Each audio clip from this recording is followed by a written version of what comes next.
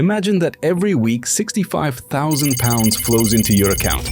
That's about $90,000. Yes, you heard right. That's more than most of us earn in a year, and that's just the average salary of a Premier League player. But have you ever wondered how it's possible that some earn even bigger sums, plus get bonuses for things that sound like a joke? Welcome to Football Fortress channel, and today I'll take you on a fascinating journey through the world of football salaries, from crazy contracts through taxes to mysterious image rights and clauses that will make your jaw drop. Additionally, at the end, you'll find out how much Ronaldo and Messi earned during this video. The result will surprise you. Ready to discover how it all works? Let's jump in because it's going to be interesting. Footballers aren't just stars on the pitch. They're also financial machines that earn money in various ways. Salaries are one thing, but there's a whole mass of extras, bonuses for goals, clean sheets, and even partying. Today, we'll break it all down so you know what life looks like in the world of big money. I'll tell you about Carlos Tevez's revealed payslip, explain what image rights are, and reveal what crazy things the best players write into their contracts. And at the end, a story awaits that shows how David Beckham turned a contract into a fortune. Let's begin.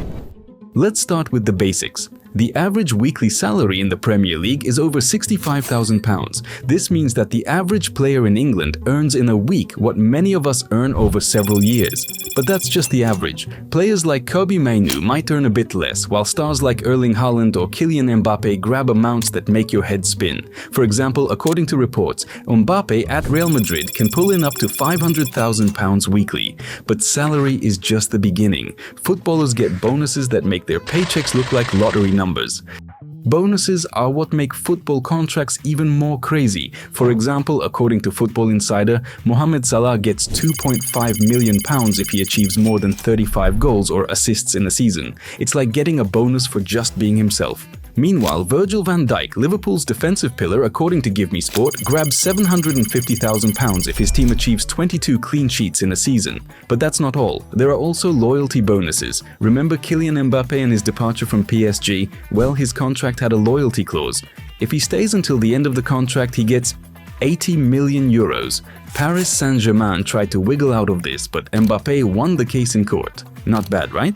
Think footballers keep all the cash. Unfortunately, even they can't escape from taxes. In Great Britain, they pay 45% income tax. Let's look at Carlos Tevez's real payslip from his time playing at Manchester City. In 1 month, he earned £720,287, which gives about £180,000 weekly. But after deducting taxes, only half remains. That's still a huge sum, but it shows that even stars pay their dues. Interestingly, in other countries, taxes can be lower. For example, in Italy, there was something called the Growth Decree, a special law that allows foreign players to pay only about 30% tax instead of 50% like local players. The relief applied to players over 20 earning more than €500,000 annually. Aaron Ramsey, when he moved from Arsenal to Juventus, was certainly happy about this, as was Cristiano Ronaldo. This was one of the reasons why playing at Juve was so lucrative for him. Now, something really interesting. Image rights. Sounds mysterious, but it's simply rights to a player's name, face, voice, or signature. When a player signs a contract with a club, the club often wants part of these rights. For example, Real Madrid is known for taking as much as 50%.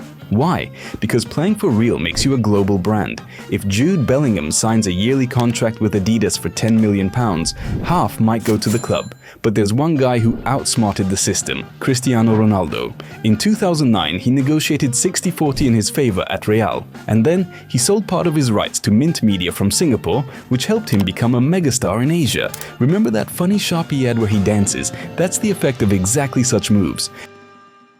Time for something that really knocks you off your feet. Some clauses in contracts are so absurd it's hard to believe they're real. Neymar at Barcelona had a clause in his contract that his 8 buddies could fly to the city to party and watch his matches. Additionally, Barcelona paid over €300,000 for a private jet for Neymar's friends for his presentation. His friends received between 4,000 to 6,000 euros monthly, and their salaries were included in his club contract. Ronaldinho, still at Flamengo, demanded and received a nightclub clause in his contract with Flamengo, which allowed him to go to nightclubs 2 nights a week, regardless of the club's schedule. And Troy Deeney, at Watford, he demanded they remove speed bumps from the parking lot because he wanted to speed around in his sports car. He also got a box at the stadium and special parking spaces. If Troy Deeney got this at Watford, imagine what stars like Messi or Neymar demand. Finally, something that makes everything I've talked about pale in comparison. In Middle Eastern countries like Saudi Arabia or Dubai, taxes practically don't exist. Carlos Tevez in Manchester paid as much as 45% tax, and in Dubai, 0. Sounds like paradise, right? But there's a catch. To benefit from such reliefs, you must spend the entire tax year outside Great Britain. Jordan Henderson tried this maneuver, moving to Al Ettifaq in 2023. Unfortunately, after just 6 months, he returned to Europe because not everything went his way. To avoid a gigantic bill from the British tax office, he signed a contract with Ajax. And you know what? I don't blame him. Who wouldn't want to grab such money if they just had the chance? Before we finish, I have to tell you about David Beckham because it's a story that shows how a footballer can turn a contract into a fortune. When Beckham signed with LA Galaxy, he got something extraordinary, the right to buy an MLS team for just $25 million, which he used in 2014. Sounds like an expense, but it was a genius move. Beckham used this right and created Inter Miami, which today is worth over $1 billion. If, say, Beckham has 15% shares, his wealth grows every day. This shows that football contracts aren't just salaries, they're investments in the future.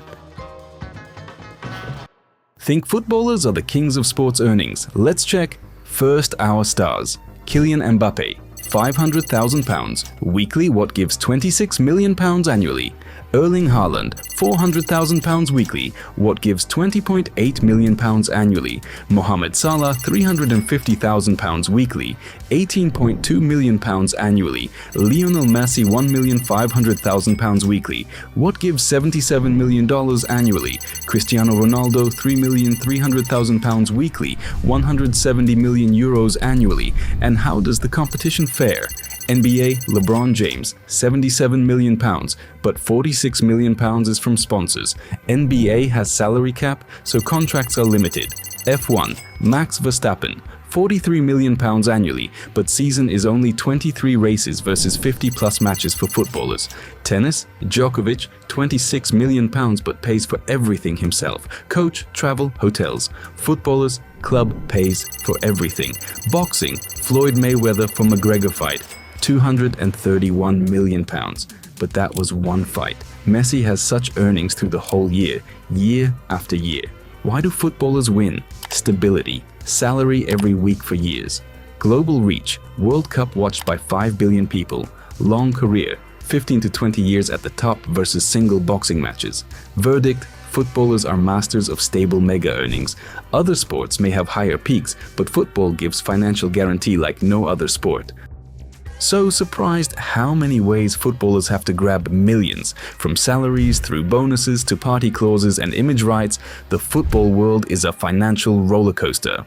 In the comments, write which contract clause shocked you the most, and if you want more such stories, I'd be grateful for a like, comment or channel subscription.